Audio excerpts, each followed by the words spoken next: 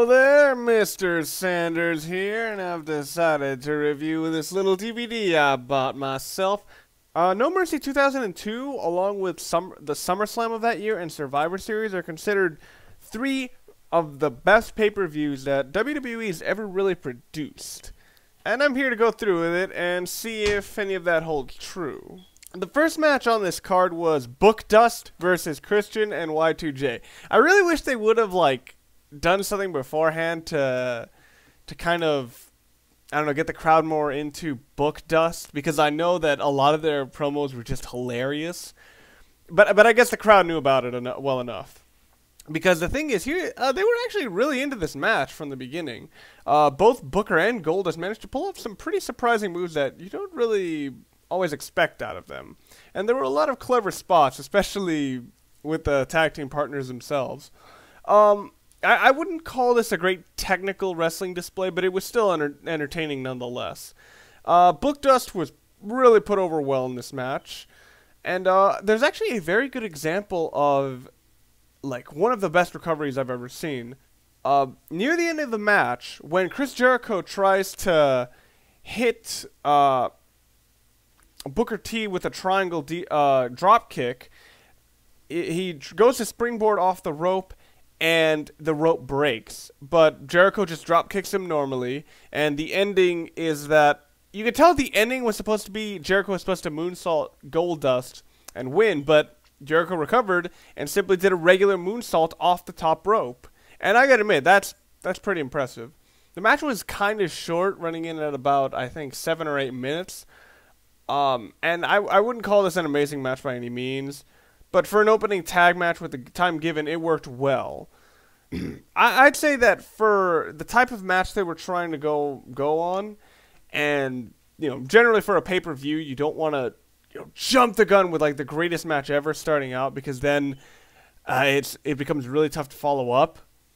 But I'd say it worked well. If I was to give this match any kind of rating, it'd be 7 out of 10, which, for considering it's supposed to be kind of in the middle of the feud, it's understandable. Goldust later went on to have multiple title shots until they got the title at around Armageddon, if I'm not mistaken. So it's understandable why they only gave a certain amount of time for this match. After this match, they did an interview with Tori Wilson's dad. Tori Wilson's father, this was because of an ongoing storyline where Tori Wilson's dad was apparently getting it on with Dawn Marie. But Funaki's interview didn't do much other than just roll a bunch of clips to, bring everybody up to speed. And Tori's dad pretty much added nothing to anything. It kind of felt like padding, and it was just really largely pointless. Although I will admit, some of Funaki's lines are actually pretty funny.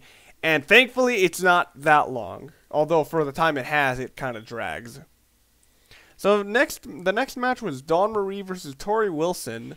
The fans weren't entirely into this match until one specific moment, but I gotta say, this wasn't a bad match. You normally think, oh, Divas match, piss break, but I wouldn't call this like a typical Diva affair. Both Tori and Dawn Marie took some surprisingly rough bumps. I saw that both Tori and Dawn took some spills out on the outside of the ring. But, some typical things of Diva matches did happen. For example, there were most definitely some sloppy moments. But I think the turnaround moment of this match was one really funny moment when it was like a cat fight moment, out of ECW. And in the ref's attempt to stop Dawn Marie and Tori Wilson, he got rolled into their fight and just got out of it, and the fans just started laughing. That's the moment when everybody started getting into it more. Both competitors look good. Tori Wilson wins in kind of a plain way, as most women's matches do. And I'll admit this match is not as good as the previous one, but I don't think I'll call it a bad match. This went on to continue that retarded storyline where I think Tori Wilson's father, died kayfabe. I don't know whether or not Tori, I don't know whether or not it's like the Big Show angle where it turns out Big Show's dad was already dead when they decided to call him.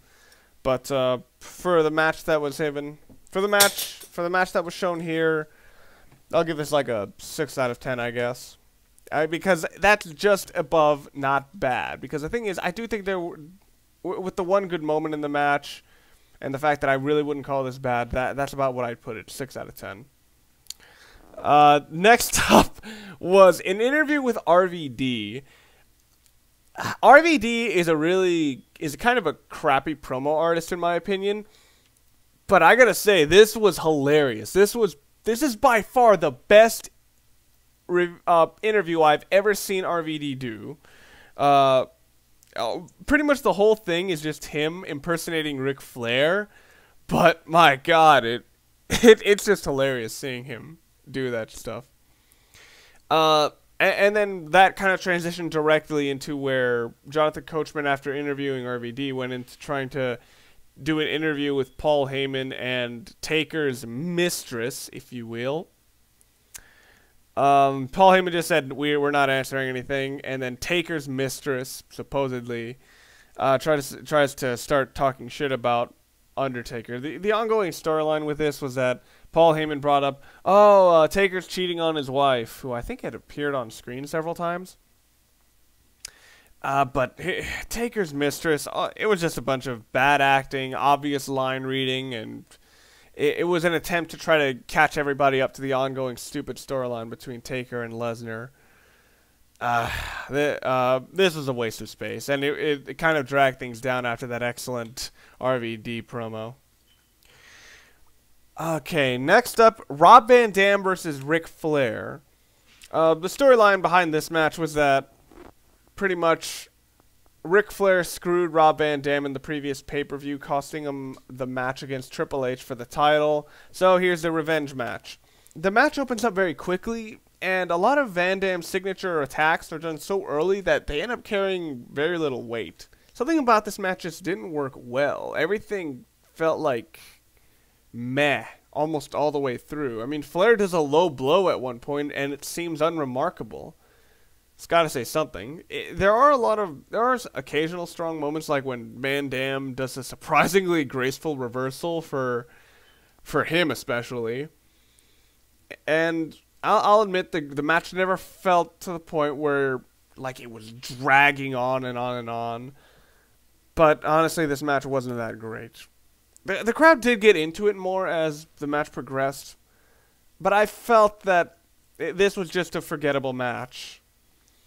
The Rob Van Dam beats Ric Flair with the 5-star frog splash in kind of a sudden way.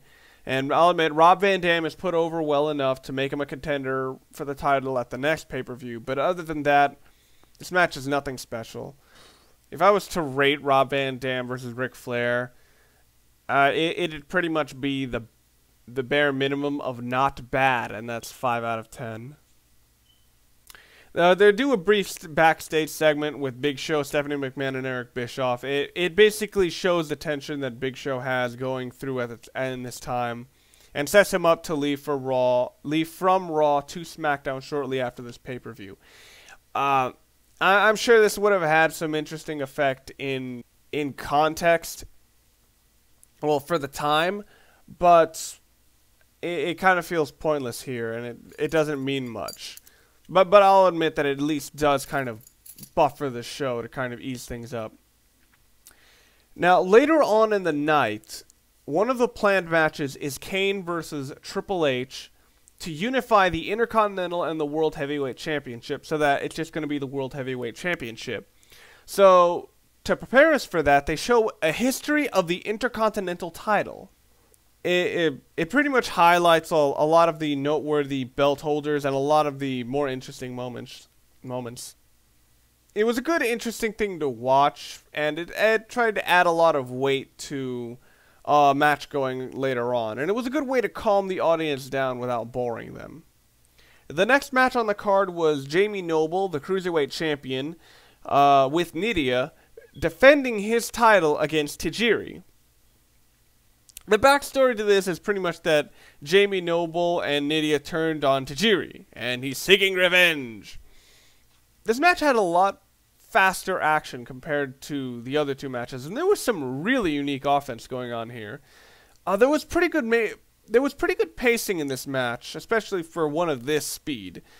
Jamie Noble and Tajiri were both great at making certain moves have a lot of impact. The crowd wasn't always into it, but there were a lot of moments that just kept bringing them back into the action. But I don't think that, even though this match is pretty entertaining, it does have those moments where it just kind of slowed down, and it doesn't go on for that long. By the end, both guys look good in some way. Noble retains in an entertaining match that isn't that long.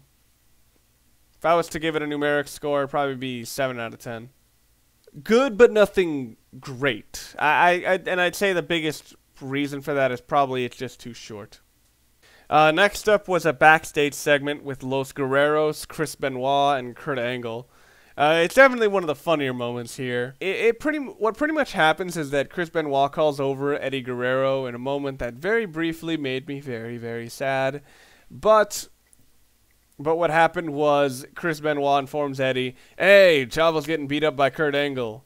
And then, like, once they actually get to the spot where, like, there's a closed door and Chavo's being beat behind it, Eddie starts saying, "Oh, that's not Chavo. That's a little girl's voice. What do you think? I'm stupid? You're gonna ambush me once I go in." And then Chavo gets thrown out after getting his ass messed up. And I swear, Kurt Angle, I don't know why, but all over this pay-per-view, Kurt Angle seemed like a rapist. It just kind of, I just got that impression out of him.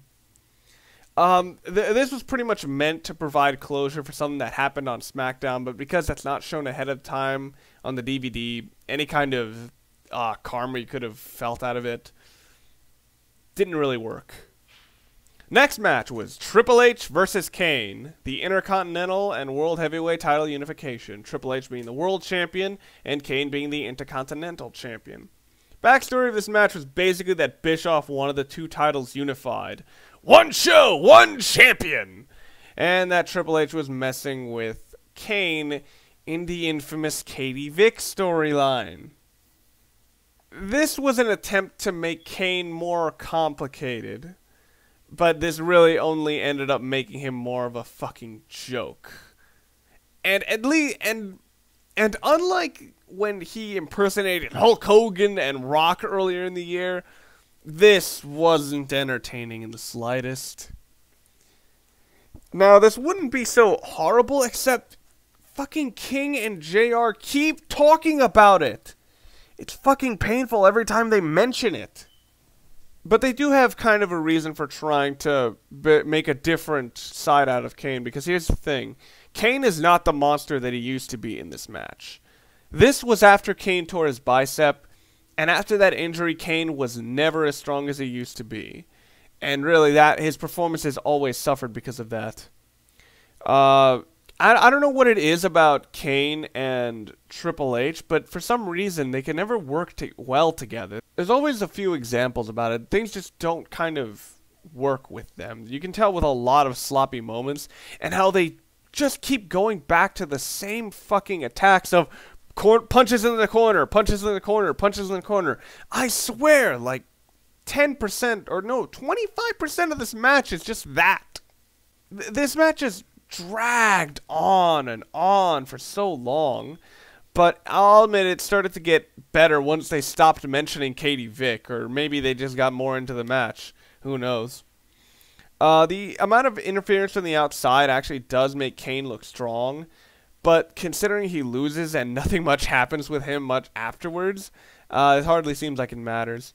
For the stakes that they were given, you know, 2 titles, the match seemed to be an appropriate length of about 20 minutes, if I'm not mistaken. There's a long sequence at around the end that's actually quite good, but the first half is just so boring. If you've seen one Kane or one Triple H match, everything will just keep seeming so damn familiar. The crowd got into it near the end, but this match was probably the worst on the card. If I was to rate it, 4 out of 10, because I would call it. I would only just barely call it a bad match. I don't think bad is the right word. I think weak is the right word. It's a weak match. It's not gonna like last on my mind as worst match ever, but it's weak. Yeah, that encapsulates it pretty well. Going on from this match, the next was a backstage segment with Taker's mistress, Stephanie, and eventually Undertaker. This pretty much kind of said, oh yeah, you know that mistress storyline? Yeah, that's nothing. It pretty much wrote out the character and nullified the ongoing storyline. Assuming I was keeping up with SmackDown during this time, I probably would have felt like they wasted my time. But it just kind of came off like, oh, that thing you mentioned earlier? Oh, it doesn't matter? Alright. And I'll admit this segment at least gives you a positive thing. You got to hear The Undertaker calling somebody a lying bitch. Always awesome. Ooh, now we get to what many consider the best match of the night and arguably the best match of the year. Kurt Angle and Chris Benoit versus Edge and Rey Mysterio to crown new WWE Tag Team Champions. The earlier tag team match between Bookdust versus Christian 1 Y2J, that tag team title that they were going for, it took me a while to realize that the actual name is the World Tag Team Titles, and apparently that's what they've always been called. I didn't know that. So this one, the official name, WWE Tag Team Championships. It's kind of a weird thing to do. It's actually kind of an interesting backstory that they made behind Chris Benoit and Kurt Angle's relationships, because they're pretty much reluctant tag team partners, as they were kind of forced together by Stephanie McMahon to say, I want the best division ever, so you must work together. And what I really liked about this is that even before the match, they showed the tournament brackets. So it kind of showed, oh wow, these guys are legit. They beat all these guys. And they actually showed a promo before the match that actually showed how they did it. There is actually a lot to talk about in this match, with 4 very unique wrestlers in their own right. I'm probably going to jump a lot in topics. The first thing is that a lot of these guys' moves that they did on each other, it actually took a lot of great advantages to with the simple size differences among these guys, because Kurt Angle isn't the strongest guy, but Chris Benoit was pretty damn vicious for like how hard he hit and how strong he threw people. And even just a kind of a lighter guy like Kurt Angle could throw Rey Mysterio like nothing, and they established that very early on.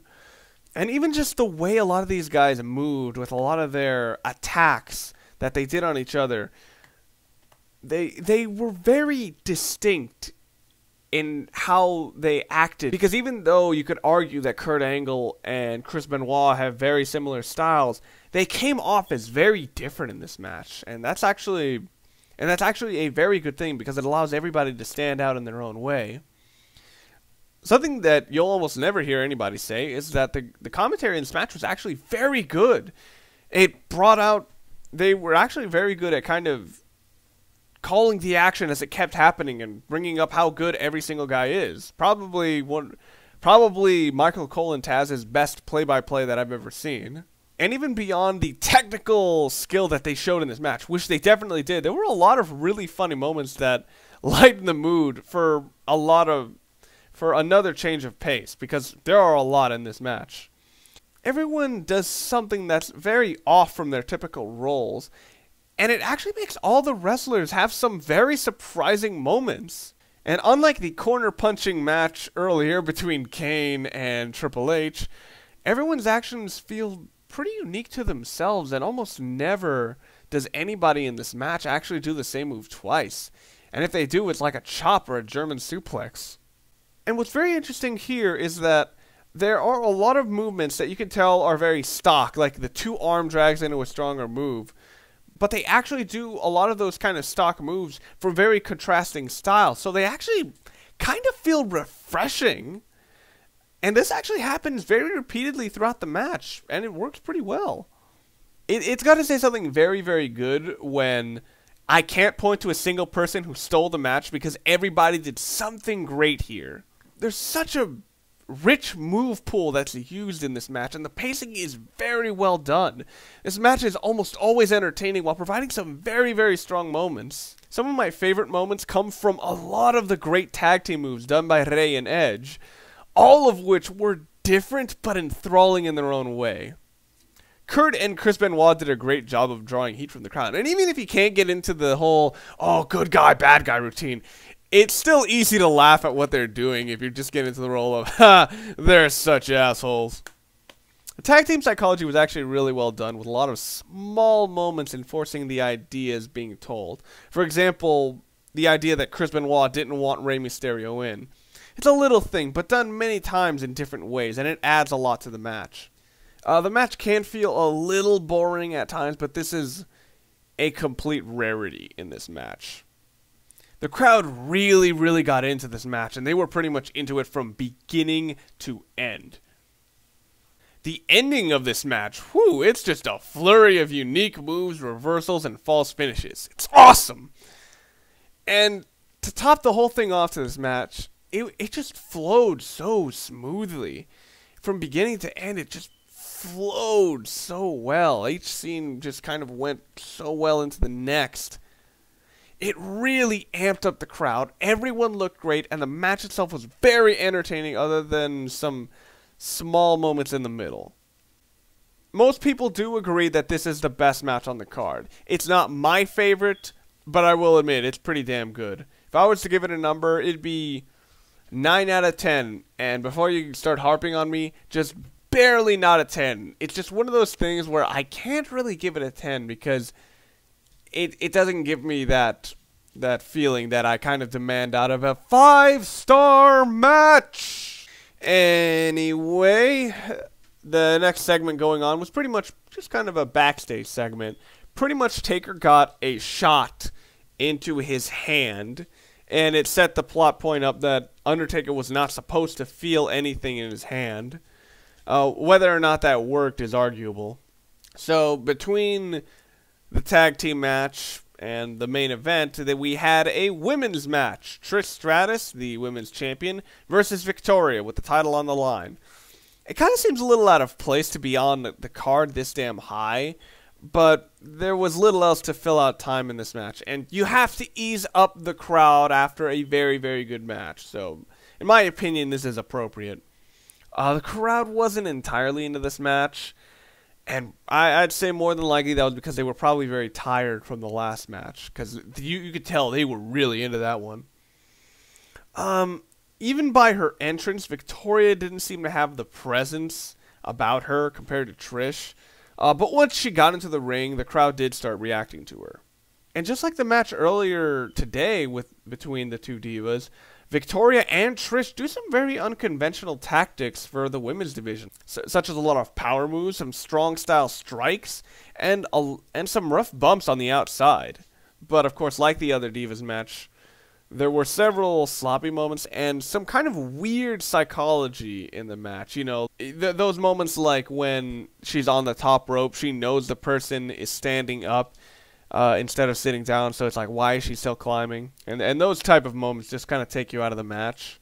It's also not a very well-paced match, but it isn't horribly slow or rushed, though the ending kind of is. It's a little sudden. I would call it a good women's match, and a nice holdover until the main event.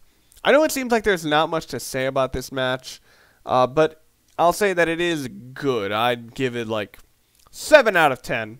For the time given, it was a good match. So before the main event, WWE did a brief interview with Rikishi, where pretty much he described his experience in Hell in a Cell. And by that I mean they show the clip where he was choke slammed off, or choke pushed off the cell and into a bed of sawdust. This did set the character of the Hell in a Cell, and it did show a brief history behind it, but with Rikishi's limited mic skills, it did come off as a bit awkward. So finally, we have the main event of the pay-per-view, the Hell in a Cell, with Brock Lesnar, the champion, versus The Undertaker for the WWE Championship.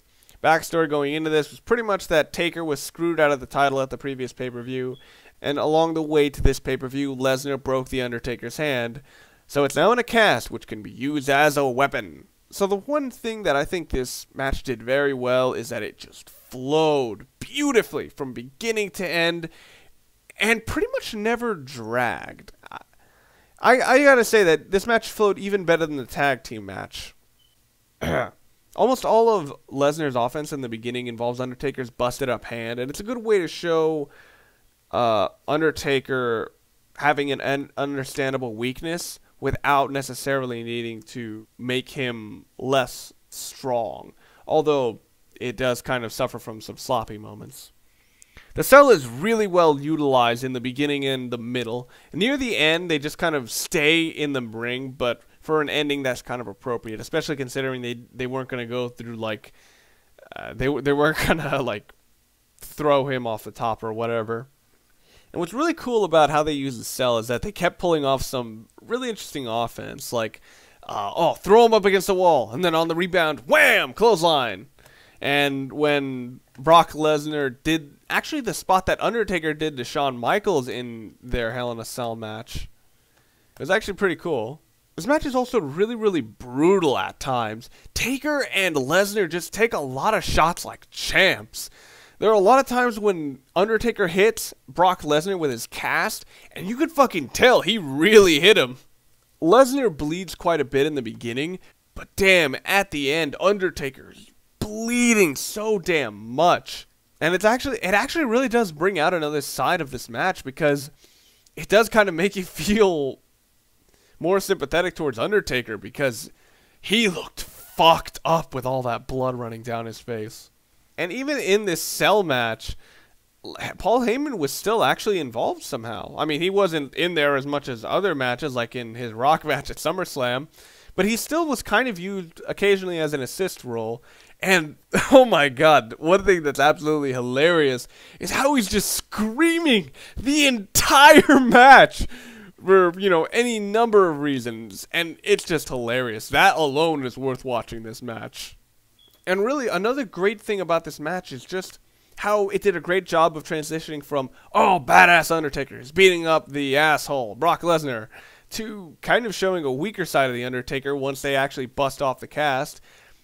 And that contrast really does bring out a stronger match by the end of it. The crowd was really into this match. They reacted with every little thing. Once Undertaker's cast was taken off, you just heard them all go, whoa, how are they going to go from here? Its biggest problem is some sloppy psychology moments, especially when it involves Undertaker's broken hand. But aside from that, I absolutely loved this match. The ending sequence, it's actually really cool. It may come off as sudden for a lot of people, but I thought it was really awesome the way that the way that Brock Lesnar reversed the tombstone into an F5.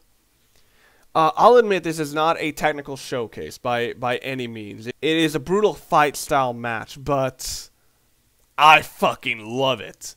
It's my personal favorite match on the card, and it gets my 10 out of 10. I love this match.